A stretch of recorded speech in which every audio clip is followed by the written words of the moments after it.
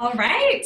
Hello, everyone. Another Friday, another chat with fabulous people. Welcome to all of our participants and attendees. I am so thrilled to be in the company of two really incredible women today, Ginger Hitzke and Amanda Allen. Before I introduce them, I'm going to introduce myself. You guys probably know me if you've been on these over the past couple of weeks, but my name is Holly Amaya, and together with my business partner, Anne-Marie Hoftailing, I run a company called Story Imprinting, and Story Imprinting teaches companies the art and science of storytelling. My background is in journalism, law, brief deviation, and PR. So I love storytelling. It's my jam. It's the thing I love to do day in and day out. And part of why Anne-Marie and I decided to start doing these Friday chats is that, you know, everybody's home. There's a lot of content out there. There's a lot of webinars, which we are doing ourselves. And I'm sure if you're participating, you probably have attended them or done them yourself too. But there's not a lot of these just fun kind of informal chats where you can do little brain dumps and hear how people got started with what they're doing and really hear their personal stories and their advice to you in a really relaxed setting. So with that said, if you're attending, I want you to feel like you can pop into the chat box, you can ask questions, you can go on the Q&A and ask questions. I will be moderating those to the best of my ability while managing the conversation. After the event, I will also be sharing this video to our Story Imprinting YouTube channel, and feel free to share it, check it out, and I will be emailing all participants as well with contact information for our panelists. So enough about that. So Ginger, we're gonna start with you. So in a little over a decade, Ginger went from being a secretary to being the CEO of a company, which is freaking awesome. She is a first generation real estate developer, which we're going to touch on quite a bit because I have lots of questions about how you got into what you do. And she builds new apartment complexes. She owns 7 apartment complexes, totaling more than 450 homes. And she has a really cool website, which we will also spend some time talking about. And she's a great person who absolutely is committed to her beliefs and for standing up for people. And I love that about you, Ginger. So thank you for joining us today. Thank you. Yes, of course. And Amanda Allen has her hands in all of the cookie jars, which is so, so true. I don't think she sleeps. She's a lawyer, she's an entrepreneur, and she's a women's rights advocate. So she owns 3 businesses, a law firm, which she has with several partners, a co-working space called Enrich, which is for lawyers. And she was on, by the way, on totally the front end of all the co-working stuff. Enrich is how many years old now, Amanda? Rich is 4 years old. Amazing, love it. And she also owns a CrossFit gym. She is a former college athlete, and she could lift every person on this webinar like over her head with both of her hands. She's so strong, it's so awesome. Don't challenge her to a push-up contest. I was like, let's do it. Yeah. So she runs her gym with her husband, who quit his job in 2018 as an engineer to do that with her. So Amanda is, I mean, I personally can't imagine like running a business with my husband watching this. So hats off to both of you for that. And she says that the parts of her life that have most significantly shaped her own personal brand are her parents. I think her mom may be on this, so hi mom. Playing collegiate softball at UCLA for one of the best coaches in history, and also becoming a mommy to her now 7-year-old daughter, Jazz, which Amanda, I was laughing today thinking about when I have a 7-year-old too, and when our kids were babies, we had both just left our jobs. Do you remember this? Yeah. We met at the station. Yeah, in the middle of the day, and we like had a lunch and our kids played and we drank a beer, and we were like, oh, like this is what it's like when you work for yourself. You can do this. This is cool, right? Yeah, so yeah. Anyway, thank you both so much for being here. I kind of want to just open with you guys telling us, you know, who you are, what you do, and why you do it. And Ginger, do you want to start? Sure. These days I mostly just own and operate apartment complexes in San Diego County. Why I do it, it's the thing that I know how to do. Like you said in the intro, started as a secretary for a developer when I was 21 years old, and just worked my way through that business, just of developing affordable apartment complexes, and left after about 11 years. as the vice president of development and started my own company and just basically continued to do the same thing. So I tell folks when they ask like, why do you do this? And I'm like, you know, if I started as a checker at Walmart, I'd probably be the CEO of Walmart by now. That's true. I learned knowing you, that's totally true. So, but I've really come to love it and to be really grateful for the work that I can do. It's really nice. Awesome. And Amanda, how about you? Well, I am an attorney. I do business and real estate law. That's what I spend most of my time on.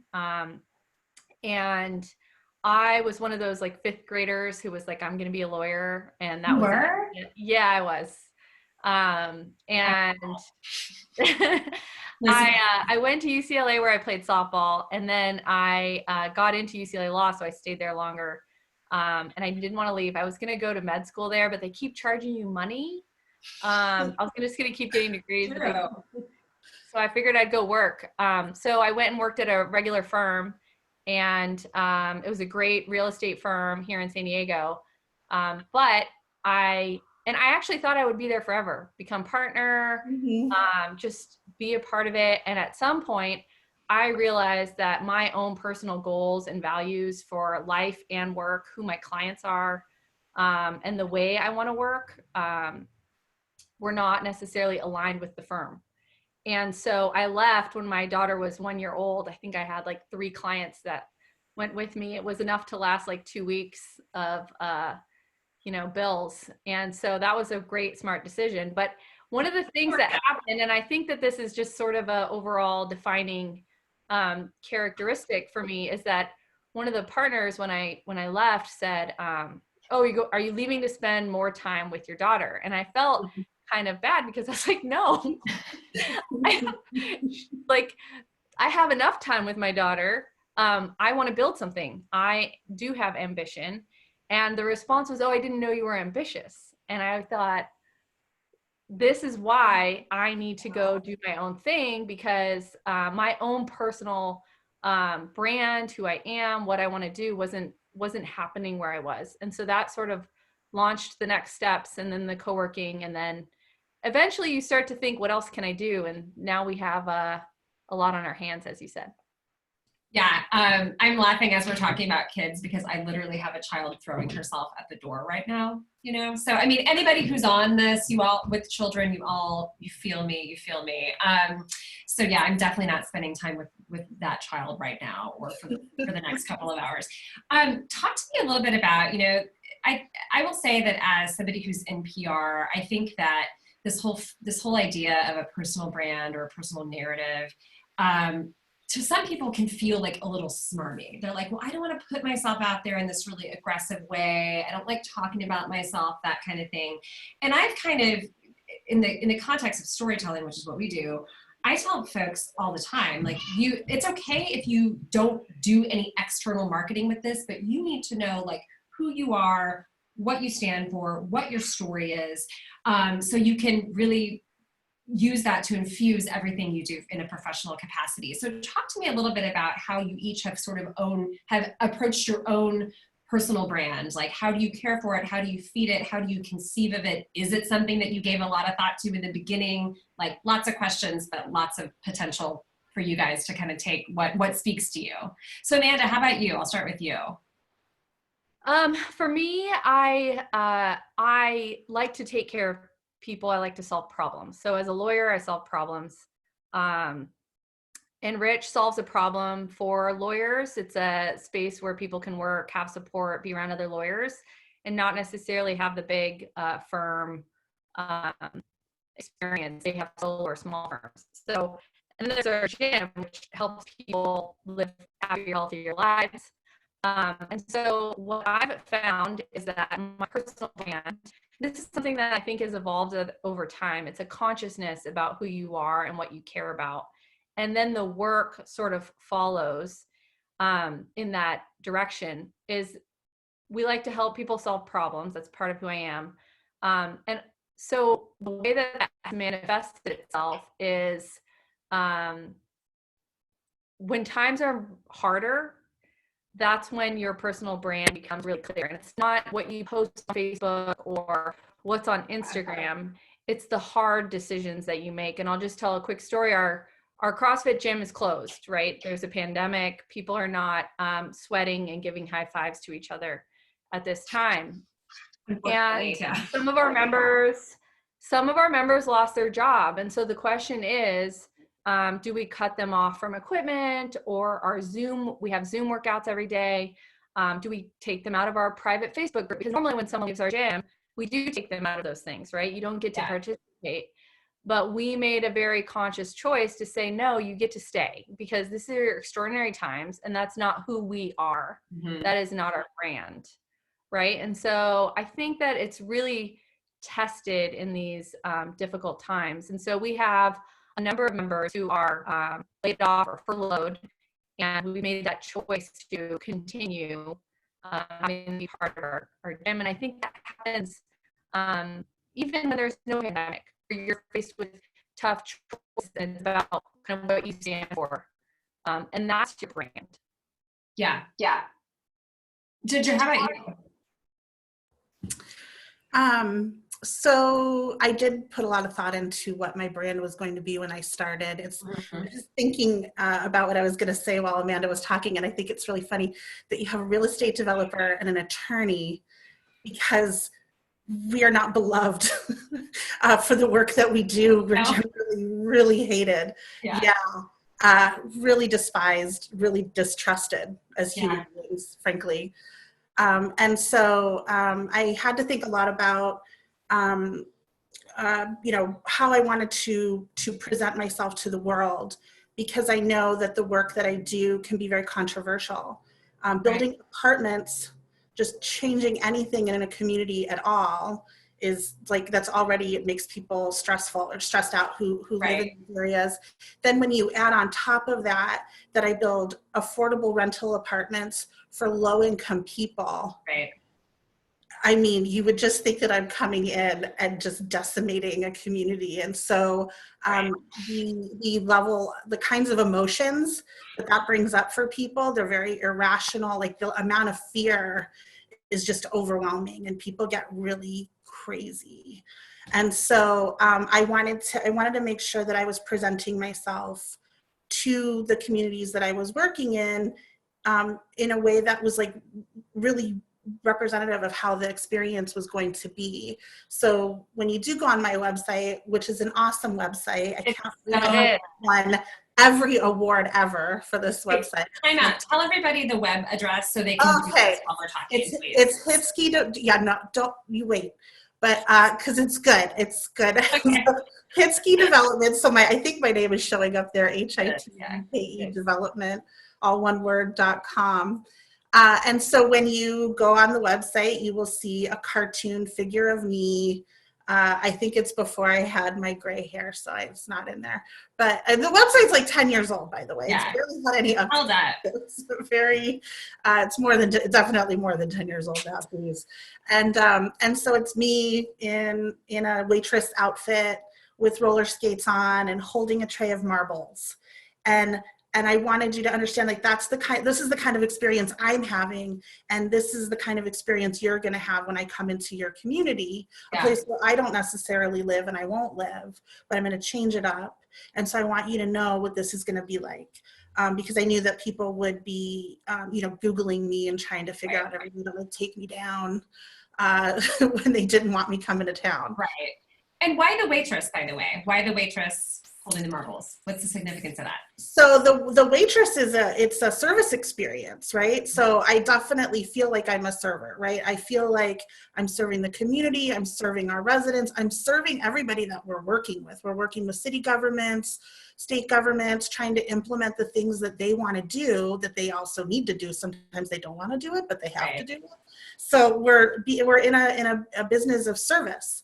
And that was what I wanted to convey. I feel like I'm doing a service to everyone that I work with. And the tray of marbles is really balancing everyone's interests, right? So I've got lenders and I've got investors and I've got consultants and I've got residents and I've got elected officials. I got all these people who all want something, and I'm trying to balance everyone's interests so that everybody, no one falls off the tray. Yeah. So. Do you get a lot of people who say like, hey, what's up with the website? Or like, is it a conversation piece amongst clients or people, partners you're working with, that kind of thing? Yeah, well, so that question answers itself, because it's like, what is this? Like, and you Yeah. click on it and it kind of gives you an overview of everything I just said.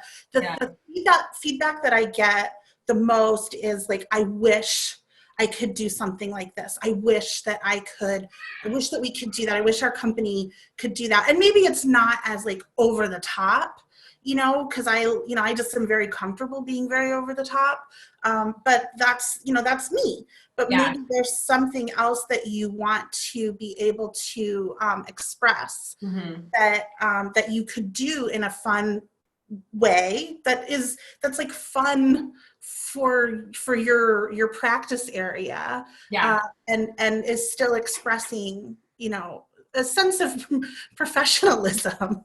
Yeah, totally. I mean, so this is just an opportunity for everybody who's attending. If you like, if this speaks to you in some way, please feel free to either like privately in the chat or Q&A, or publicly if you want, talk about this. I mean, I know that for me, I went from being a journalist, right, where I was just out in the community talking to all kinds of people, and I sources trusted me based on who I was, not necessarily because I was like a reporter at the Arizona Republic, right?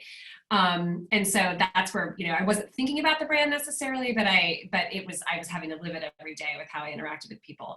And then to go into a law firm, I know there's lots of lawyers on, like, and I've worked with a lot of law firms now as both in media relations and then in content, and now what we do through story and printing.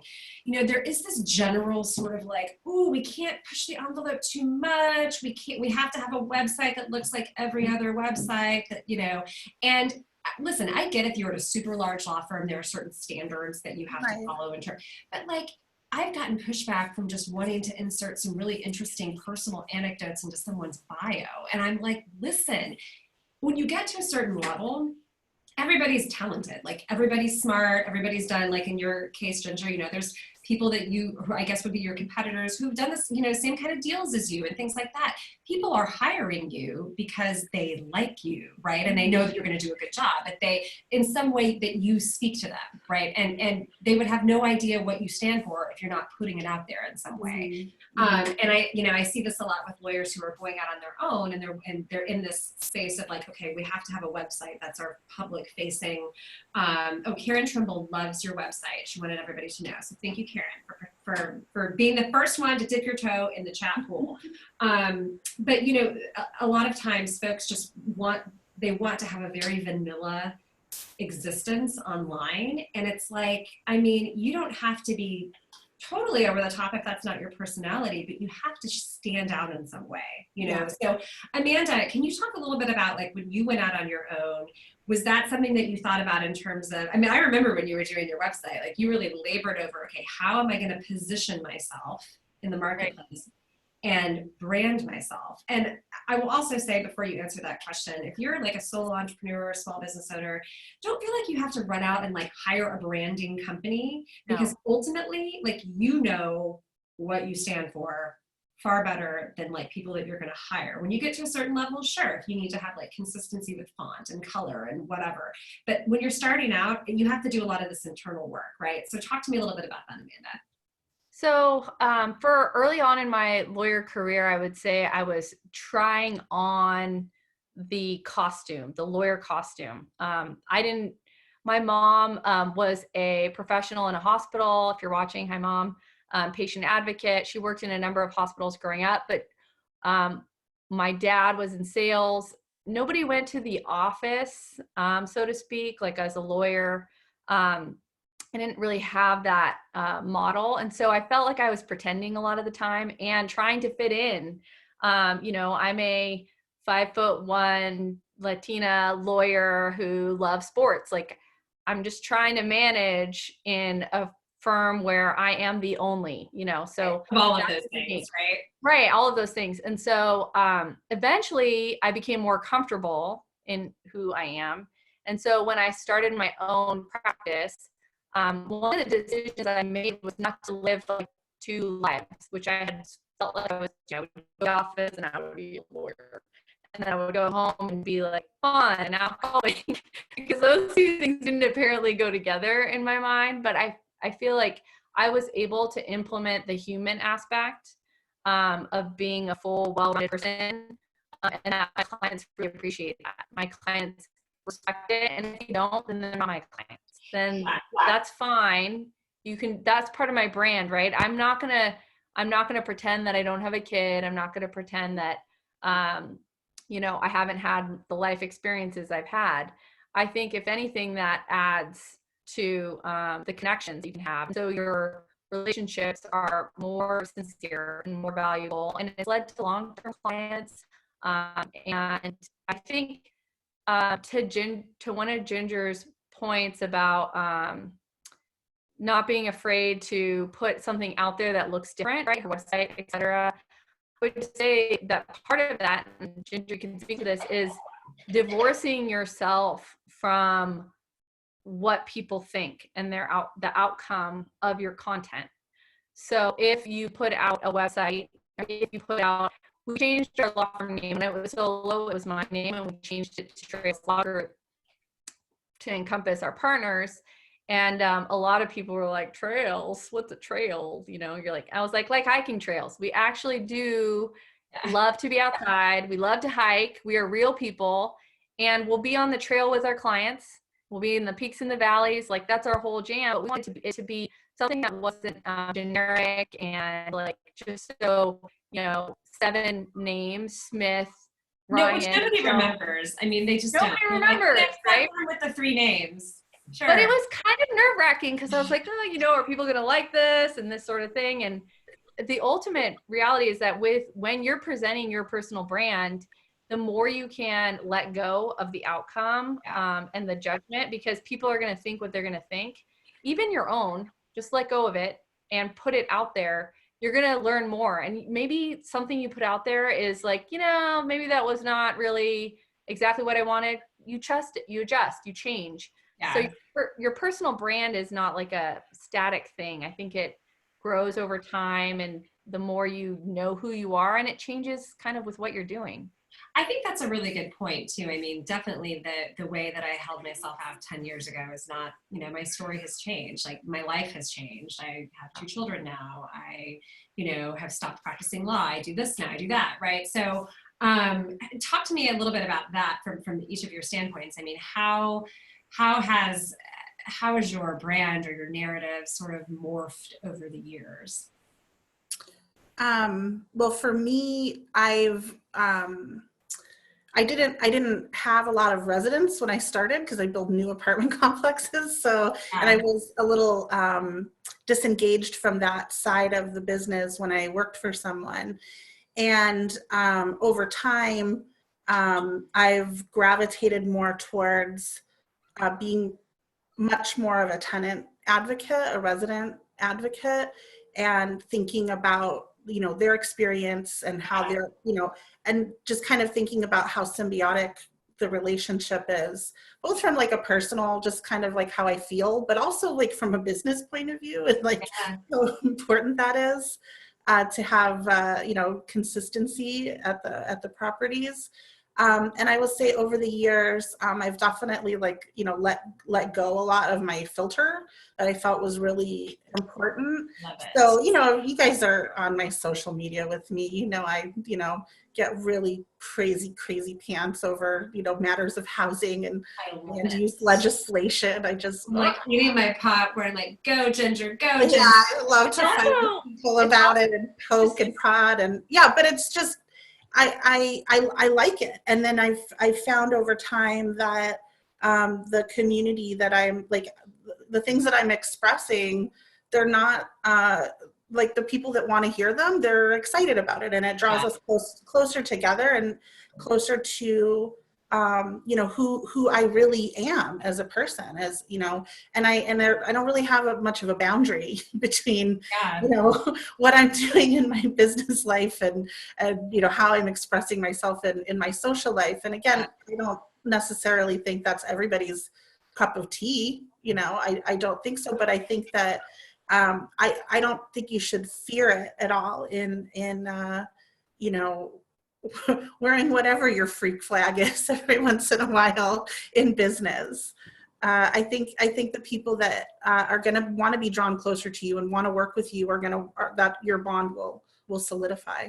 Yeah, and I mean, I keep kind of coming back to this, but I definitely do see with clients that I've worked with both individually and then, you know, in larger contexts, they have this sense of like, okay, I'm in commercial real estate and commercial real estate looks like this. Right. And everybody does this in this way. And everybody has a headshot that's like tight to the face, like in a certain way, like even those granular details, right? Yeah. And it is really empowering to kind of let go of that and be like, no, I'm going to stand out. I'm going to have a headsshot that's shot against a black background in black and white, which is what Anne Marie and I ended up doing for our website. And like, I'm coming from a context of like, all of my headshots were very like stylized before, but that just ain't me. Like, guys, I'm in a t-shirt right now. You know what I'm saying? Doing this webinar, that's just my jam.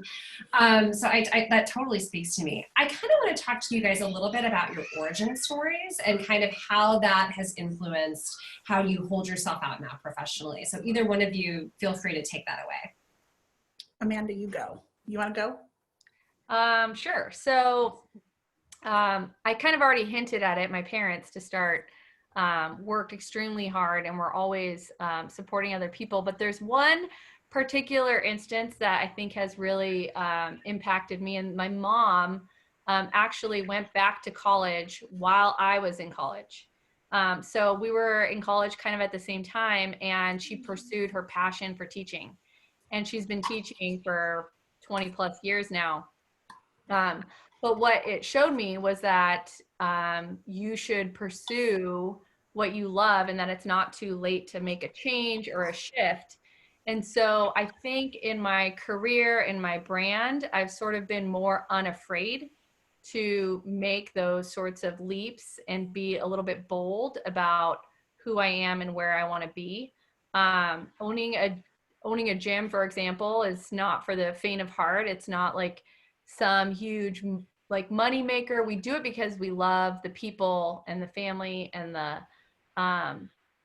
experience of helping people become healthier. But I think that was a huge influence. And then playing sports, we won 2 national championships at UCLA, and that's really cool. But the thing that I really learned, and this is from my coach, Sue Enquist, I really learned was to get knocked down and get back up, because softball itself is a game of failure.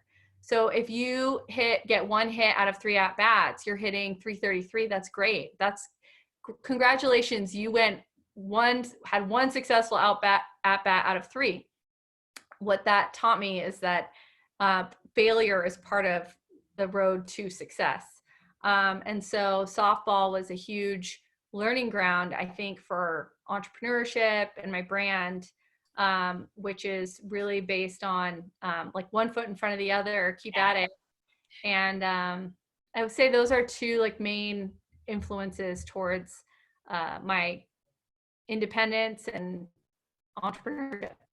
Before we move on to you, Ginger, before we move on to you, I would be curious, you know, do you tell those types of stories professionally? Like, do you talk about, or do you integrate the fact that I love what you said about softball being a game of failure. Like, you know this because you're my friend. I'm not an athlete. I'm more of a solo, like a runner, you know, but, you know, do you talk about the fact that you played team sports and what that taught you? Do you talk about when you're, you know, whether you're pitching business or on your website or whatever else, as the case may be, do you talk about that kind of thing? Do you talk about, you know, the fact that you were raised by parents who were very entrepreneurial and that kind of thing? Like, do you share those stories, and how do you do that? I do share those stories when it makes sense. I don't try to it's not the first thing that comes up to say, oh, I won 2 national championships at UCLA, just because. I mean, I'd be talking about it all the time. It feels weird and kind of awkward, right? But it does come up. Sometimes people Google, right? And so that happens.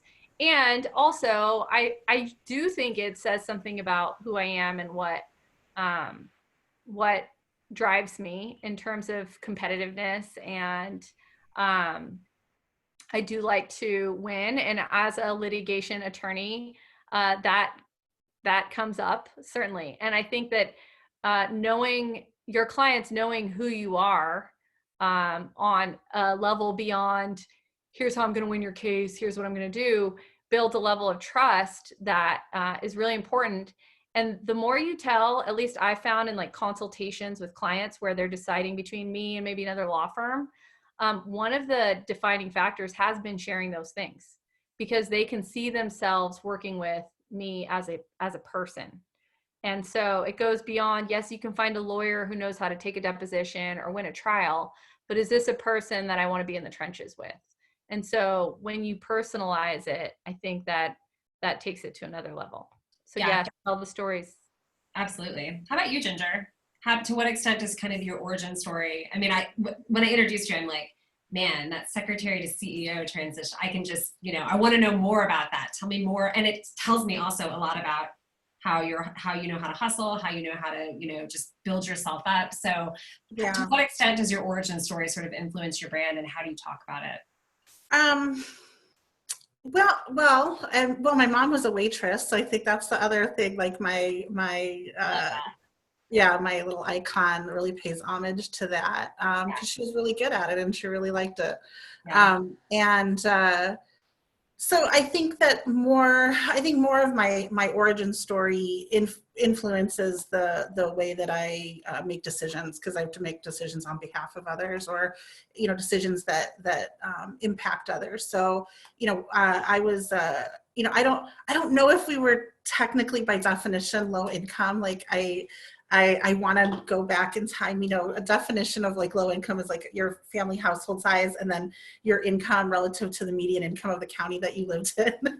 And so I don't know if we met that technical definition when I was a kid, because income disparity, right, and the cost of living and things like that, it was much different. Yeah. But I do remember, I remember the amount of rent we paid when we moved to California. We paid $610 a month for a 2-bedroom, 1-bath, or 2-bedroom, 2-bath in Vista, California. And that was a lot of money. It was a lot of money. I remember that very distinctly. And I remember how much my mom talked about the cost of milk out here, because it was very expensive. And so, I don't forget what it's like to come from a working household who has workers who do dignified work, but that is not paid very well. And so, because the other work that my mom did while she was out here in California was a home health care worker, which is like so difficult. Lots of poop, lots of bodily fluids, lots of lifting, lots of emotion. Not a glamorous, but a very necessary job.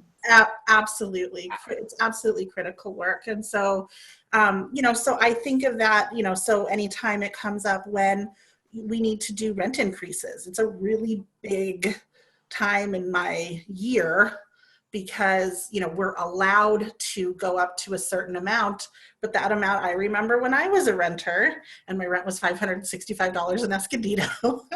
I remember the first time it went up by $25, and I was like, like I'm already having such a hard time with this. Like, oh my God, I feel like this is gonna break me. Right. So, so it's definitely something that, my origin story influences, my decision making. And I still, I have to run a business, and we have people to pay, and we have water, and, SDG&E doesn't cut us a break because our rents are low, and, we still have to pay for all those things. So it's managing all of that. Again, it's kind of going back to that tray of marbles. Yeah. So you mentioned something earlier that I kind of want to go back to. You were talking about how you're in an industry that's kind of distrusted. And Amanda, I think the same, like as somebody who's a lawyer too, I would say that's people love us. That's why so many jokes. So many jokes about lawyers, and I guess real estate developers too. No, they just hate us. We're all just like Scrooge McDuck, and we just have giant piles of gold coins that we swim in every night. That's what we wear our monocles, and we go out to destroy the world. Don't forget your little devil. That should be on your website. Absolutely. So I mean, how do you I don't want to say message around that, because that just implies some kind of, I don't know, it implies some kind of ill intent. But how do you square kind of like who you are and what you stand for, like against knowing that, like that people are going to distrust lawyers, they're going to distrust developers, particularly. I mean, I would imagine, Ginger, for you in particular, because you're developing affordable housing, and so to your earlier point, like people who are getting a rent increase, they're probably like, what the flock of seagulls? Like, I don't have enough money for this 20, right? So how do you kind of square your brand against that, I guess? Either one of you. I know it's a tough question. I know that is it is tough. You know, one thing that's really incredible in my industry is, and I can't say this enough. There's this generation, people talk so much crap about millennials, man. I love millennials. Yeah. Because there's this generation of young people who are like becoming real advocates for housing. Mm-hmm. And so the world as it exists right now, when it comes to developing housing, is so different than when I was coming up. And I just have like all this gratitude, and I hold these young people up on this pedestal for just being out there and being really smart about policy and really pushing housing. So, you know, I don't have to fight as hard as I used to have to fight because of the work that all these like amazingly smart people have done to change the landscape. I've just been a beneficiary. I would say, so like that's kind of one side of the business, right, which is the developing and the getting things going. And then, yeah, on the resident side, I mean, I just, you know, a lot of people know who I am when I roll up on the scene. You know, it's not like I'm an unknown person, and I've, you know, I make myself available, sometimes a little too often. Right. You know, which has to be like an aberration from the norm in your industry. Like, I can't imagine, like I've done some PR work in commercial real estate, and I don't know, like any developer that's like going on property and like, yeah, I have my office. I've had my office on the ground floor commercial space of two of my properties. And yeah, it's, yeah, it's not always very comfortable, but it's like, it's a reality check for me too, yeah. You know, yeah. of what people are going through. I love that. And I shared this with Ginger when we were prepping for this. You know, my mom moved to California. I'm from Indiana. My mom came out here, God, it was before I had my daughter, who's now 7, so it's probably 10 years ago. It was always her dream to live in San Diego, and she's on a fixed income. She lives on Social Security, which is really tough, mm-hmm. You know, and lots of people just live on Social Security. And I remember going through the affordable housing, like, maze and being on the wait list, you know, she was on wait lists and then trying to find a suitable place. And it's, and I remember distinctly her property manager who had, you know, the on-site office. I remember thinking, I went in there with her once to pay rent, and I remember thinking, this woman, like, she hears everybody's problems all day long, like not just about rent, right? Because when you have income insecurity, there's a whole host of issues that are with that you cannot divorce from your daily life, right? And so I would assume it would probably be the same experience for you, right? Having an office in one of your properties. So I have to thank you for what you do, because Lord knows we need more developers like you doing that work, especially here in California. Amanda, tell you what's your response? Okay, let me try to remember the question. What was the question? I was just so entrenched on the fact that Ginger is a developer who advocates for tenant rights. Like, as a real estate attorney, that is a bold move in and of itself. So I was kind of entranced in that That's story. Okay. Yeah. She's entrancing. We were talking about just like, how do you square your brand against being in an industry that's distrusted? Yeah. Yeah, no, absolutely. So one of the things that I've done over time is, for one, I have a coach. I have a business coach. And so I'm used to coaching from playing sports. I love having a coach. One of the things that we have worked on, Anne-Marie Hoftailing, your partner. Shout out. Shout out. One of the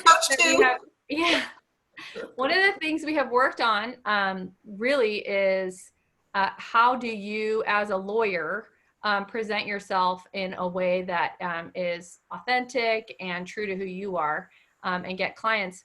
One of the things that I've done is I really talk about the people and what we're accomplishing for people.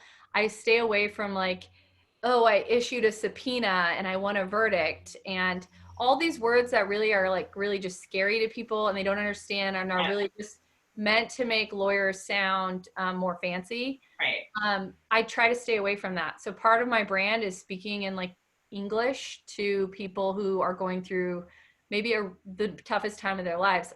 A lot of my cases involve housing, people's homes. It's usually their largest asset or some sort of commercial property. And when you're faced with a lawsuit, purchase and sale, these sorts of things can threaten your entire, economic life. I'm dealing with so many clients now who are facing eviction, their businesses are shut down. And in the end, what they want is somebody who can provide them legal advice, but also who can speak to them like a normal human. So that's become, it may sound obvious, but I think a lot of lawyers and then just anybody in a professional industry can sometimes tend to miss that piece because we're so caught up in the work we're doing. And so that's a big part of what I do. I think that's a really good point too. I mean, I think, with a lot of the folks that we work with, if you're surrounded by people that are doing what you do that look like you, which, a lot of these industries are very homogenous, it is easy to lose sight of like the end user, like, or who is going to live in your community, right? Who are the people that you're actually like marketing to? And, so often I'll get like presentations from clients that we're helping with presentation coaching or media training type stuff. And these talking points or what they're saying it's like written for somebody just like them. And it's like, no, like infuse this with a little bit of humanity and think about, like, anticipate what questions are people going to have about this? Like, what do I want people to know, And I mean, we all do it. I'm not assigning any like value to it. It's part of, we all have busy lives and we get entrenched in the actual mechanics of the work we're doing. And we forget that there's like most people in the world, like Ginger, don't understand what you do, right? Like they don't have an intricate knowledge of what it takes to develop an apartment community from start to finish, Amanda, or they don't have any sense of like what it takes to resolve a case. They just know they have a problem, and can you help them solve it? And are you going to make this like, to your point, do you want to be in the trenches with this person? I want to, if anyone who's here, if you have questions, please ask them. I have one more question, but we are happy to take any specific questions for either panelists, and also if you have questions for me about how you kind of deploy some of these strategies, I'm happy to answer those too. But I guess my last question would be, what advice would you have for folks who are, here or watching this later? We are obviously in the midst of what's everybody's favorite phrase right now? Unprecedented time. How many times have you heard that it's an unprecedented time? I don't know if that's worse or the new normal. I'm like, this new normal. We need to stop. We're in a new normal. We're in an unprecedented time. Air quote, air quote. But we've gotten a lot of questions, Anne Marie and I, about like, how do I continue like holding myself out in a certain way commercially when the world feels like it's like exploding around me and everything is on fire and I'm on fire and I'm in hell, like, so how do you continue just nurturing this brand and continue putting one foot in front of the other against a backdrop like that? I don't know. I know. I'm springing these questions on you. I didn't tell you I was going to ask you that. I'll take it first. I think first and foremost, acknowledge where we are. I think that it can feel very smarmy if you're trying to sell somebody something and you don't recognize that people are having a hard time and struggling right now. Secondly, I would say that there is opportunity out there to provide value and support in a number of ways. It may require reinventing yourself, but I would encourage anyone out there to take a really hard look at what their skill set is and how they could possibly pivot and do the hard work on what their personal brand is. It's not something that it just like appears one day. You have to think about it. You have to actually have conversations with people about how they see you and be really real about it. I'll just give an example. For Enrich, we're an office space that has short-term rental. That's the whole model, is that people don't have to sign a 5-year lease for a law firm, right? So that's also a bit detrimental when people can give a 60-day notice because there's a pandemic. So we're struggling at Enrich, and one of the things we're going to do is we do have services that people can use. We're going to launch a new program. I'm going to launch a boot camp for a lot of lawyers are getting laid off and starting their own firms and putting out their own shingle. I have that background. That's awesome. Yeah, so I'm going to launch a boot camp. I never knew I was going to do that, but now I'm doing a boot camp. So I think there's opportunity out there if you just step back and think about where you are and where people are and meet them there. Don't try to do something that feels like smarmy and try to get a buck off people who are desperate. Yeah, and I think like, you know, in your gut, like if you're doing something professionally, whether from a straight marketing perspective or making a decision to partner with somebody or to do, you know, whatever the thing may be, you know, if there's fidelity to your values or not. Yeah. You know, and kind of one of the things that Anne Marie and I always coach people to do is like to actually think about it. So if you're watching this and you're like, I don't even know where to start, write down, you know, what matters to you? Like, what are the top 3 to 5 values that you hold just as a person, right? And what's important to you, right? Because that is also really crucial in terms of figuring out the kind of career you want. So like when I wanted to stop practicing law, I went from practicing, Mandy, you remember this, I was in-house for a large company. I was traveling all the time. I hated my life. I had a young kid at home. And I knew that I wanted to be home more and be more in charge of my own schedule and not be at the whim, frankly, of, you know, 24 hours you have to get on a plane and travel to Philadelphia or wherever. And that was something that mattered to me. I knew that I wanted to make more money. I mean, which, you know, I think there's a lot of like, especially with women clients, female clients we work with, people don't want to talk about it, but no, like I had a number that I wanted to make. And I think that is totally fine if that's something that's important to you. You know, and I wanted to really hew to my passions, which were telling stories and helping people and being, you know, out in the community with people, which I can't do as much anymore, but Zoom is kind of like stepping in and, like, you know, but write those down, and it is not too much. Like, this is not over the top for me to tell you to write them on a Post-it and like stick them where you're going to see them every single day. So for me, it's like my laptop or my computer.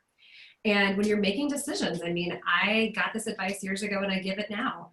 Ask yourself, like, are these decisions, if those values represent at your core, like your brand, right?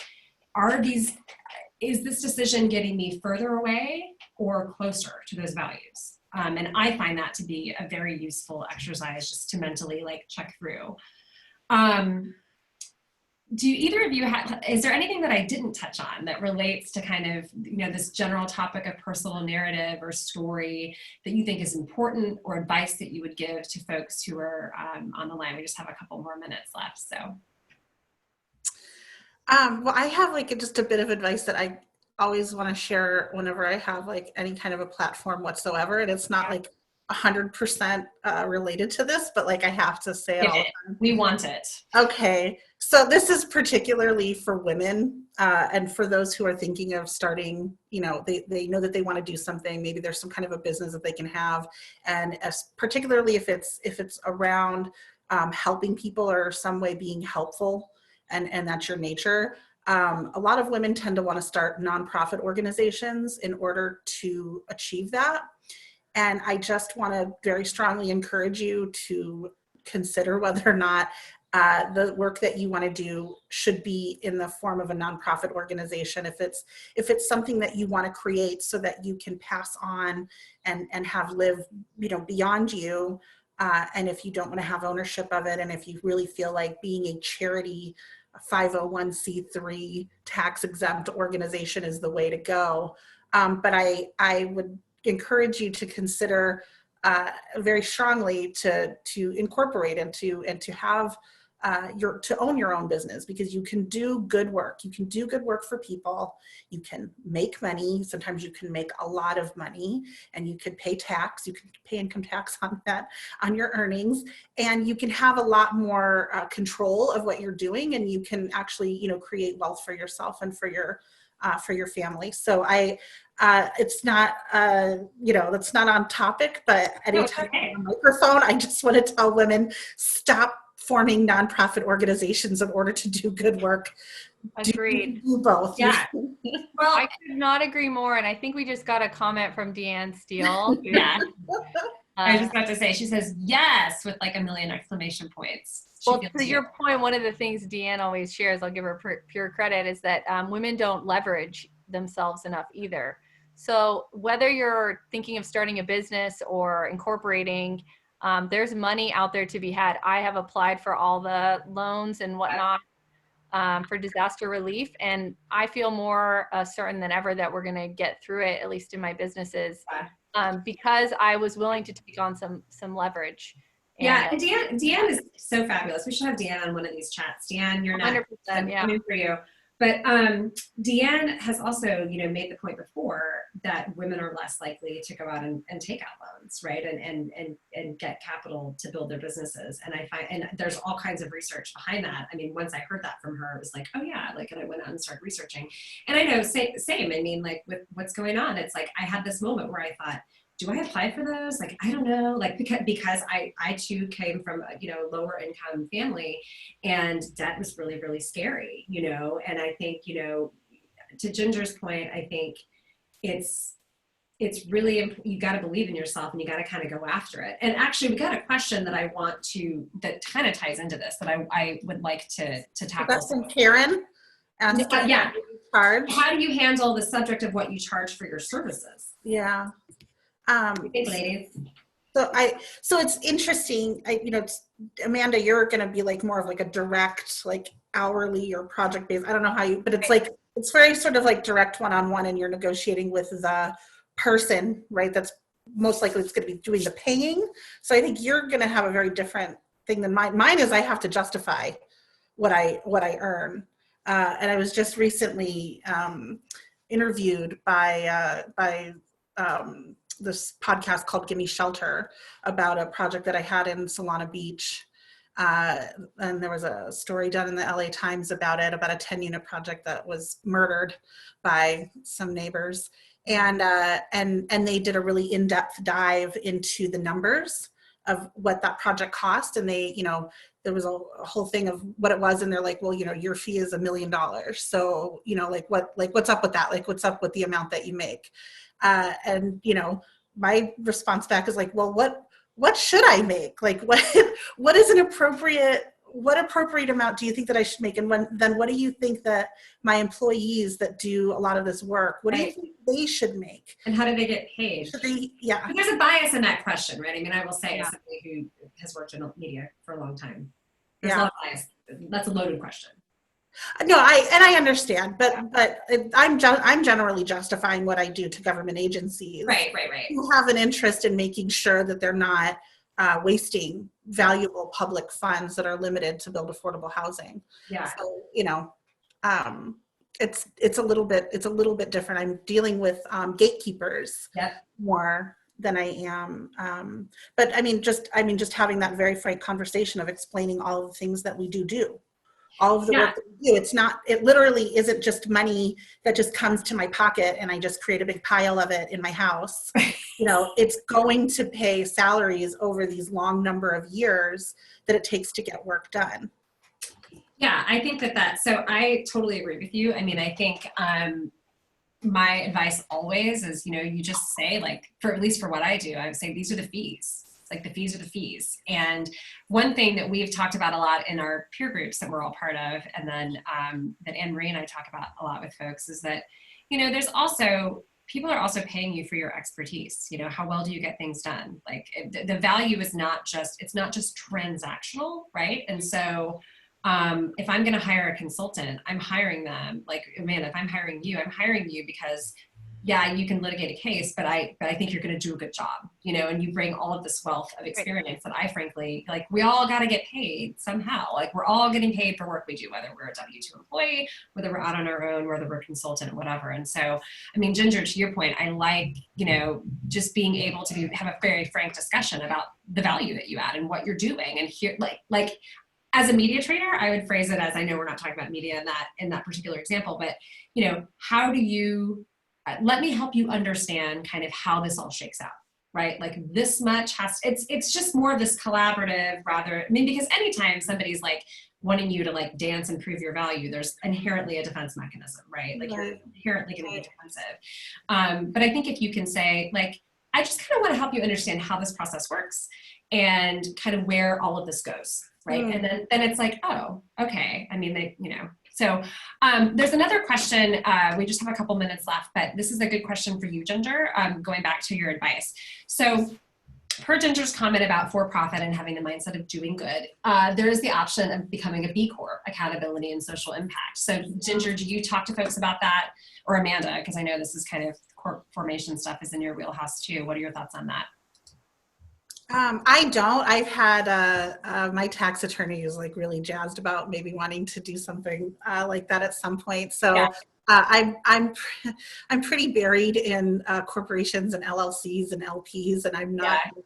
I have enough K1s to deal with and enough filings that I am not interested in anymore than I have to. But I mean, I do think that a B Corp is a way to go. I don't really know all of the benefits of it. I don't know if there's some tax benefit that you can have. My biggest thing is just like control, like control your destiny and control the things that you create and own. Yeah, and I forget to answer that or ask that question because I think it was Barbara. Barbara, if you are still interested in learning more about that, we are doing a financial focus one of these next Friday. So that's definitely something, if you want to sign up, if you follow Story Imprinting on LinkedIn, you'll see the sign up. And I'll also share the link with you guys by email. But that's definitely something we have an accountant and a wealth planning professional who's going to be on that. So we can definitely ask that question there as well. It doesn't look like we have any more questions, but people are loving both of you, which is awesome. And I'm so glad that you spent the time with me today and with us. If you guys are interested in, to the attendees, if you want to learn more about what we're doing, visit storyimprinting.com. We really want to be a friend to the business community right now and to generate as much content as possible. So we're doing this every Friday. You can find links to sign up on our LinkedIn page, just check for updates. And I hope you all have a wonderful weekend. It's Memorial Day, which is bananas. Like, I can't believe that we're at the end of May already, but I just wanted to put this out there. If anybody wants to talk about starting a business in any capacity or pivoting a business, I love talking about it.